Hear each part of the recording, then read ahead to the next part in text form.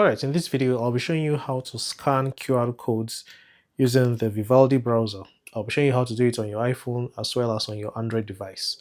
Okay, so I have a QR code over here. This is a picture, and you should know that Vivaldi can't scan pictures that you have saved to the device, at least for now. The app actually uses the camera on your phone to do the scanning. Okay, with that said, I'm going to open the browser, and on your iPhone, it's basically the same on Android, but I'll show you how to do it on Android as well. You need to tap on the address bar. You'll see this icon over here on the left, so tap it. And if you haven't given it access to your camera, you just need to tap allow, and you should be able to scan the code. So,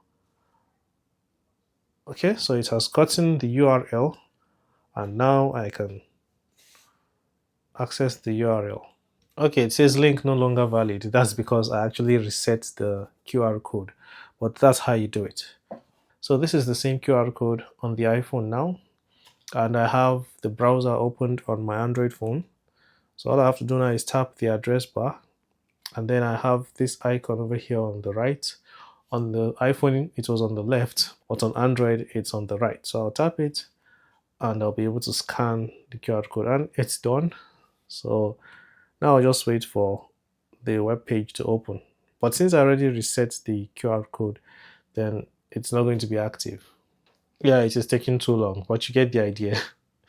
Alright, hopefully you found the video helpful. If you did, please give it a like and subscribe for more videos like this. I'll be seeing you in the next one. Take care and bye-bye. Oh, look at that. It finally worked.